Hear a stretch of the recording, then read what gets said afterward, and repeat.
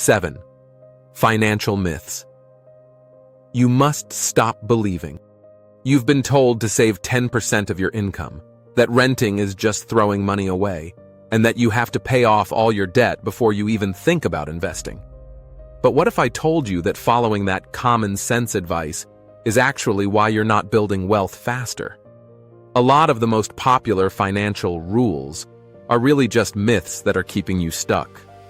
They sound responsible, sure, but in reality, they could be costing you tens, if not hundreds, of thousands of dollars. These are the myths that even smart people, and yeah, maybe even you, still believe.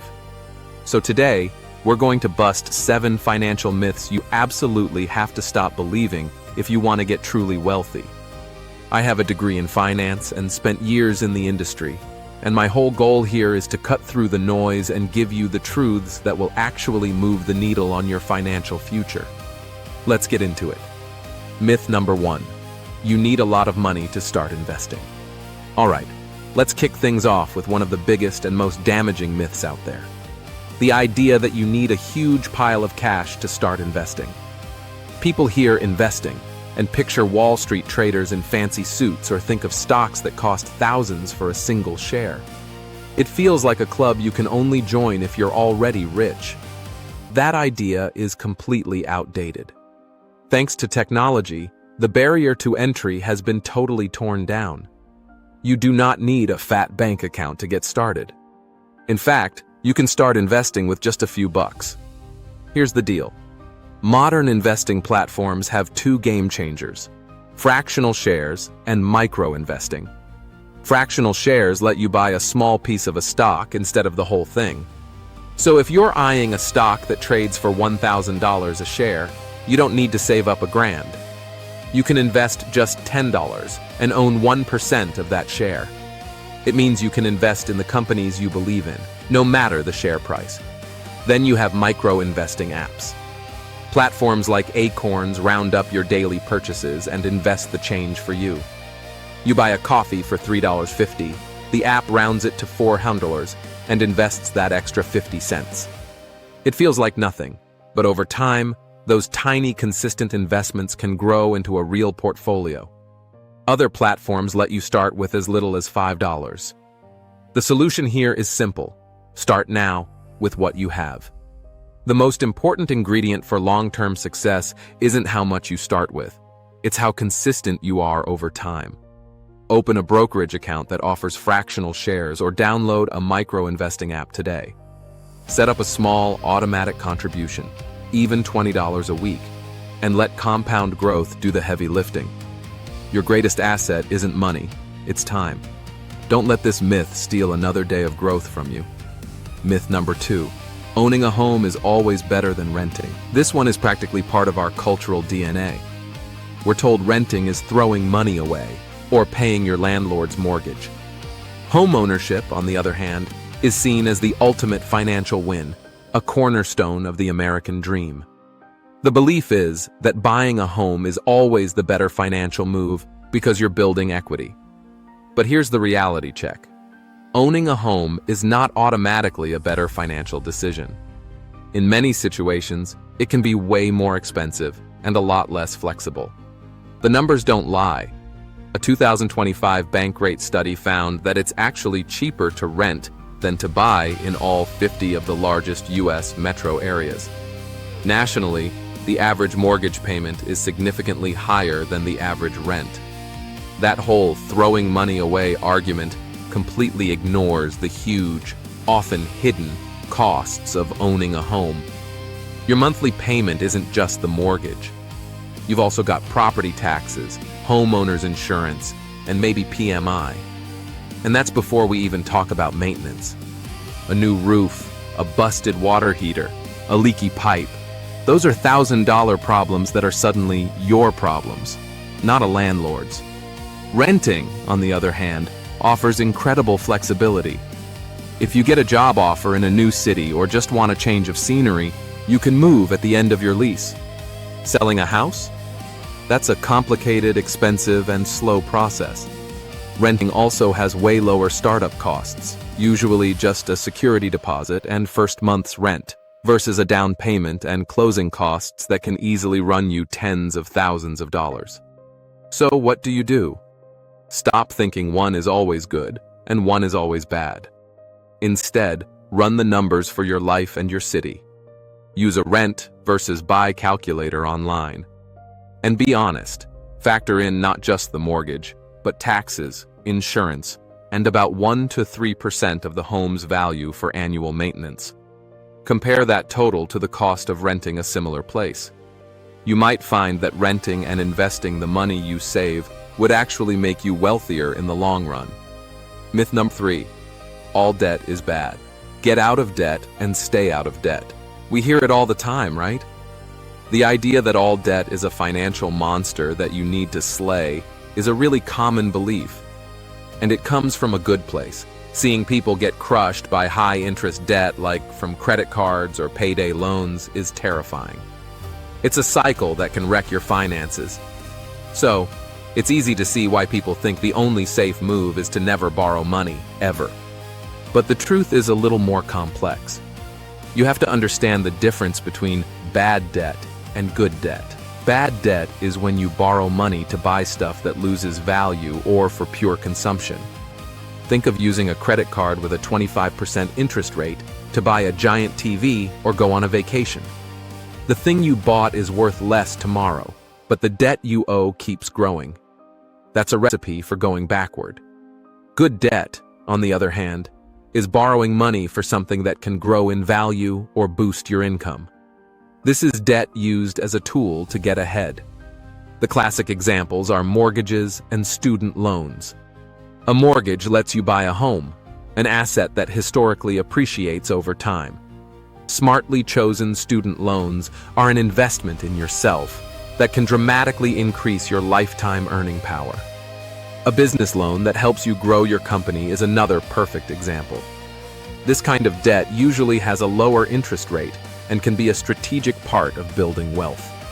The real solution is to stop thinking of debt as one big, scary thing.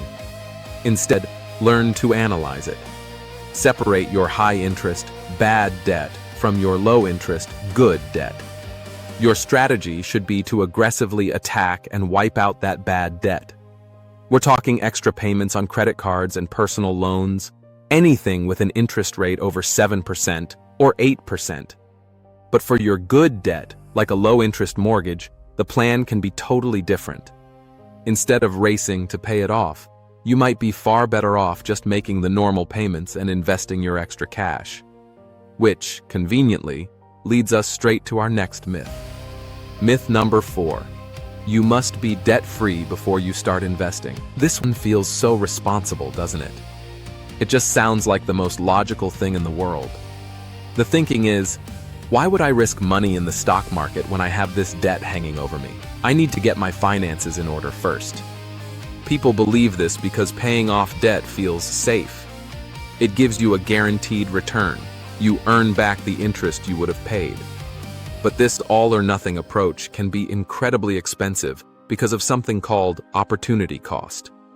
The truth is, for most people, a balanced approach of paying down debt while also investing will build much more wealth in the long run. Let's do the simple math. It all boils down to comparing your debt's interest rate to your potential investment return.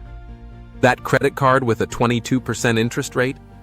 Yeah, that's a financial emergency. No investment is going to safely guarantee you a 22% return, so all your extra money should go there first. But what about your mortgage at 4%? Or a student loan at 5%? The historical average return of the stock market, like in an S&P 500 fund, is around 9 to 10% a year.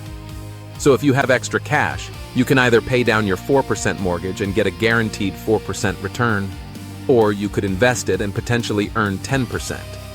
By paying off the low-interest loan, you're missing out on the 6% difference you could have made. Over decades, that opportunity cost is gigantic. Waiting years to invest until your house is paid off means you miss the most powerful years of compounding growth. That's a mistake that can literally cost you hundreds of thousands of dollars for retirement. The smart move is a hybrid strategy.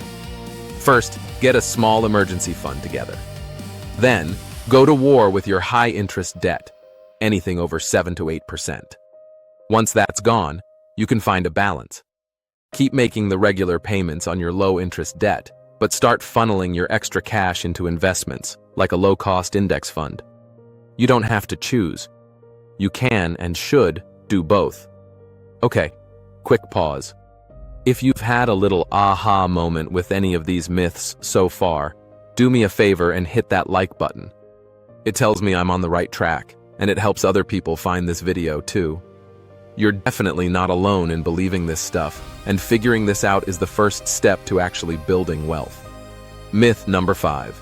You need to carry a balance on your credit card to build credit. Oh man, I hear this one all the time, and it makes the credit card companies so much money. The idea is that to prove to the credit bureaus you're a good borrower, you need to show them you can handle being in debt. So people will deliberately not pay their credit card bill in full.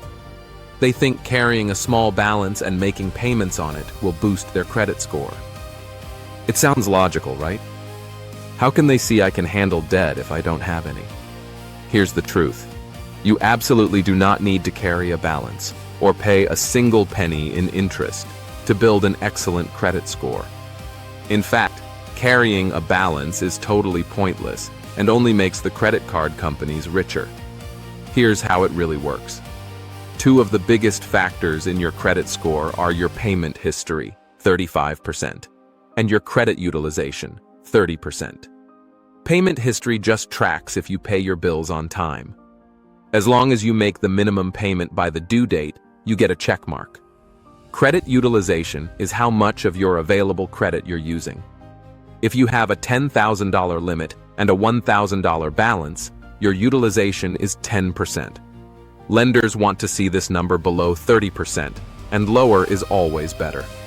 When you carry a balance month after month, you're using up your available credit, which can actually hurt your score by pushing that utilization number higher. The best way to build credit is to use your card, let the statement close with a low balance, and then pay that balance in full before the due date. This shows you're using credit responsibly and you pay 0 interest. That's how you build a great score without giving away your hard-earned money. The actionable solution here is simple. Treat your credit card like a debit card. Don't charge more than you can pay off in full. Then, set up auto pay for the full statement balance every single month. This guarantees a perfect payment history and low utilization, all while you pay 0 interest. Myth number 6. Credit cards should be avoided. Right on the heels of that last myth is the opposite extreme, the belief that credit cards are pure evil and you should cut them all up. This advice usually comes from people who got burned by credit card debt or saw someone else fall into that trap. They argue that the temptation to overspend is just too much, so the only safe option is to stick to cash or debit. While that advice comes from a good place, it's misguided. Avoid credit cards completely means you miss out on a powerful financial tool. When you use them right, they offer huge benefits, and avoiding them can actually put you at a disadvantage. First off, using a credit card responsibly is one of the best ways to build a strong credit history. You need that history for almost every major financial move: getting a mortgage, a car loan, renting an apartment, and sometimes even for getting a job. Without a credit history, you're a financial ghost, which makes it harder and more expensive to borrow money. On top of credit building, cards offer perks that debit and cash just don't have. We're talking valuable rewards like cashback or travel points. It's like getting a discount on everything you buy. They also have way better fraud protection. If your debit card gets stolen, that's your actual money gone from your bank account, and getting it back can be a nightmare. If your credit card gets hit with fraud, it's the bank's money on the line, and you're almost never responsible for the charges. The solution isn't to avoid credit cards, it's to master them. Pick a card that matches your spending, like a simple cashback card. Then, as we just talked about, use it for your normal, budgeted spending. And, this is the golden rule, pay the balance in full every month. If you're worried about overspending, use the card's app to track your balance. This way, you get all the perks, rewards, protection, and credit building, with none of the ugly downsides of debt and interest. Myth number 7. Financial success requires a high income. This is the ultimate excuse myth. It's the belief that building wealth is a game reserved only for doctors, lawyers, and tech CEOs. People think, I'll start investing when I get that big promotion and a 6-figure salary. On my income right now, it's impossible. This mindset is so destructive because it makes you feel powerless. It frames wealth as a result of your paycheck, not your habits. The truth is, your income is just one piece of the puzzle. Your financial habits are far more important. Your savings rate, your spending discipline, and your consistency. Success is less about how much you make and more about how much you keep. We've all heard the stories about lottery winners who go broke or high-paid athletes living paycheck to paycheck. It's because they have a high income, but terrible financial habits. On the flip side, there are endless stories of people with ordinary incomes, teachers, janitors, librarians, who retire as millionaires. They did it with a simple formula, not magic. They lived below their means. They prioritized saving and investing a piece of every single paycheck. And they let compound interest do its thing for decades. Building wealth on a modest income is absolutely possible. The formula is brutally simple. Spend less than you earn and invest the difference. The bigger the gap between your income and your expenses, the faster you build wealth, no matter what your starting salary is. The actionable solution is to stop focusing on what you can't control and start focusing on what you can. Step 1. Make a budget and track your spending. You have to know where your money is going. Once you see the data, you can find places to cut back. Next, automate everything. Set up automatic transfers to your savings and investment accounts for the day you get paid. This is called paying yourself first, and it ensures you're always building wealth without relying on willpower. Whether you're saving $50 a month or $500, what matters is the habit. Don't let the belief that you don't earn enough stop you from starting. Your future self will thank you for it. All right, let's wrap this up. We've busted 7 myths that might have been holding you back. And the common theme is that the path to wealth isn't about following rigid, outdated rules.